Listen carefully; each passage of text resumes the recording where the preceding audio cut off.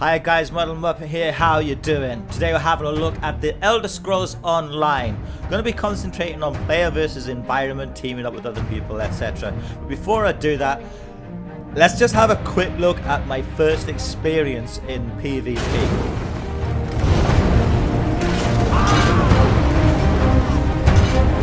It was fucking epic!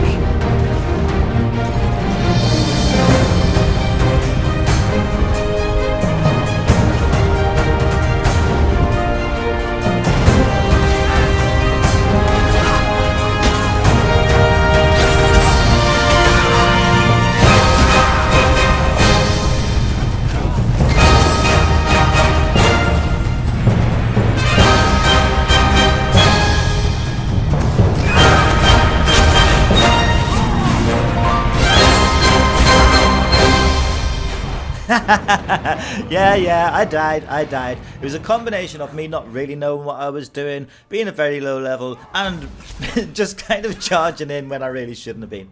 Anyway, the single player, or well, to be more accurate, the PvE experience. Now, this is where you either be questing by yourself with no other players against you, or you'll be teaming up with other people. Now, there are problems in teaming up with other people, and I will sort of address those in a little bit. Now, I'm showing you this part because I kind of want to get across that a lot of these quests have an awful lot of exposition. There'll be people talking and talking and talking and talking.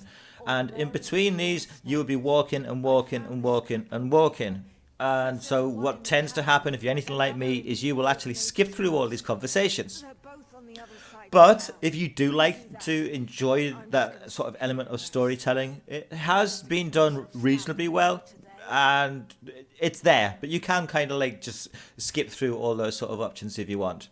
Anyway, something that people are always interested in, the graphics.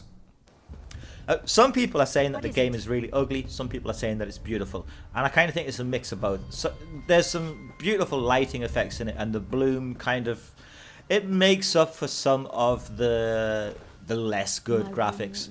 Some of the polygons, I think the polygon counts are really low, so it does make some objects look ugly. But like you can see here, you know, that's a really nice sort of lighting and shadow effect going on.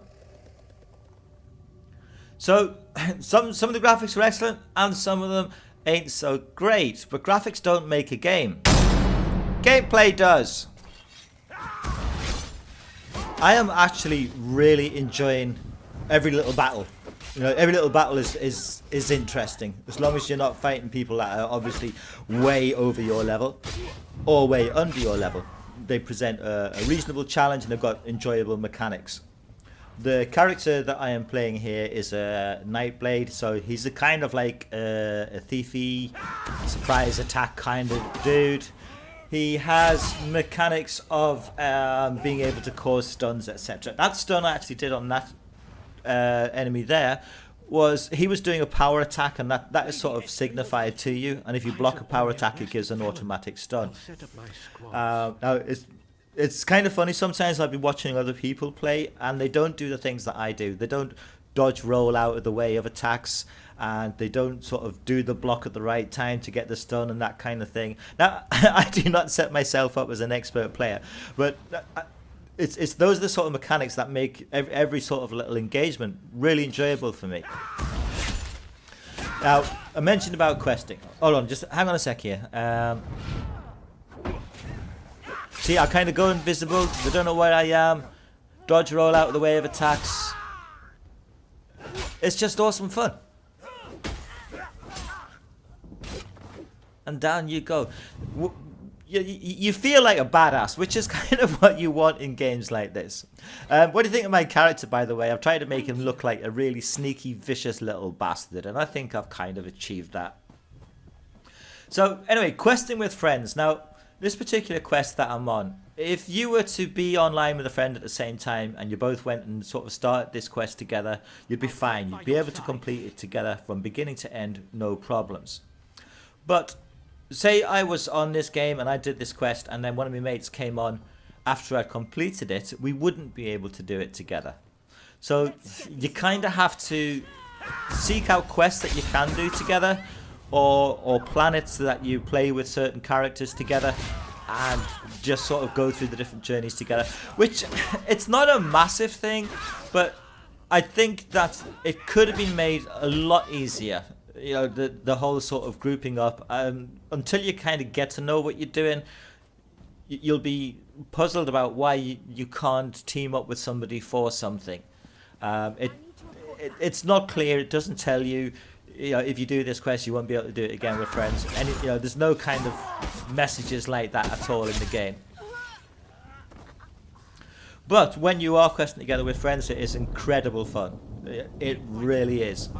I did put a gameplay video up the other night where we're all having a laugh while we're playing, and that's what I want from games, you know. Now, the music in this game, it has the classic Oblivion stroke Skyrim music, and it is just beautiful. There is times when it is absolutely stunning, very immersive, very contextual. You know, you get the stirring music at the right times, and you get the nice pleasant music at the right times.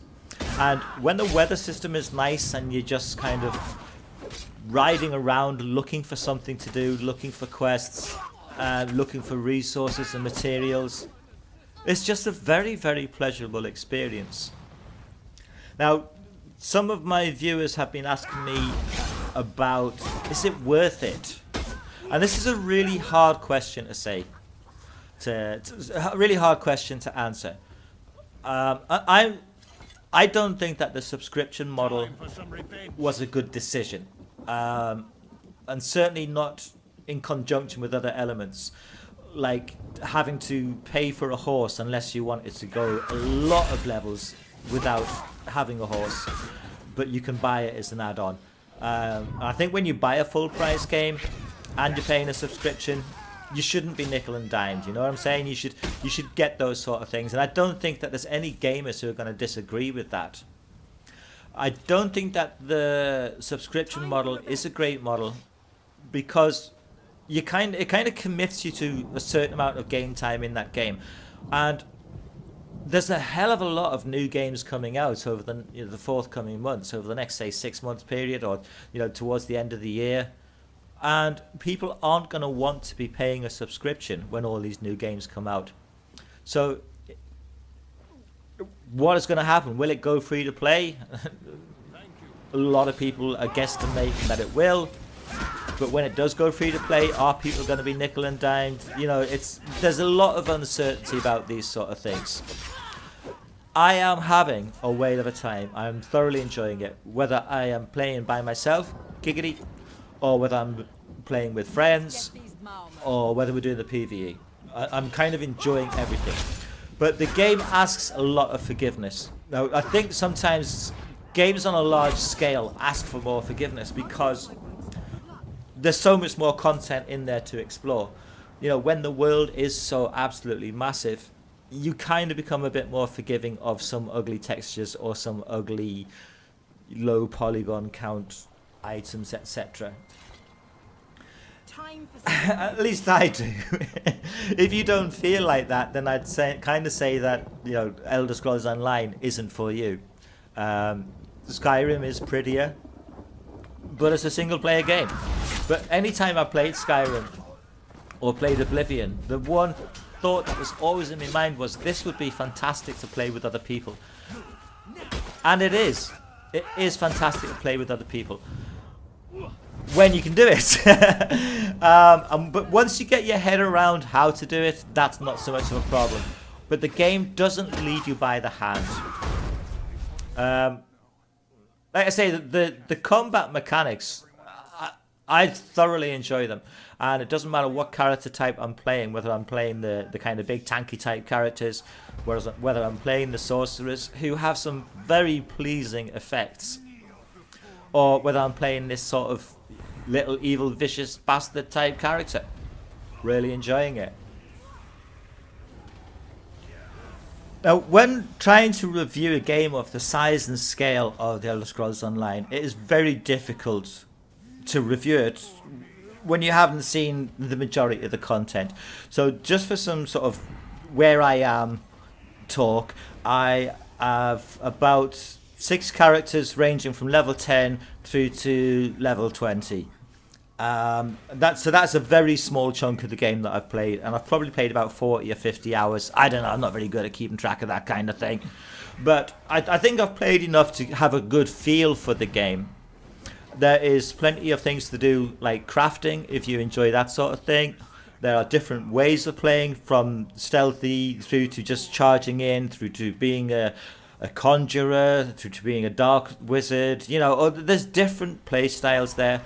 There are just countless different ways of modifying your character. You truly can make your character your own. They do have 4 classes, but those classes can diverge in so many different ways that you're not going to really get cookie cutter type builds. You know, everyone's not going to be making the same kind of character, and if character creation is your thing, you're in for a treat with this. I expect that I'm going to be playing this for quite some time, so I will be doing my best to answer any questions that come up, and if a good topic comes up, I will do a video about that. So if you have any questions or any comments, please do put them down, and I'll focus some video content around that and try and explore whatever comes up in the comments in the best way that I can. Right, I'm going to kind of call it out here now. So let me know what you think, guys. Let me know what sort of content you'd like to see about this game.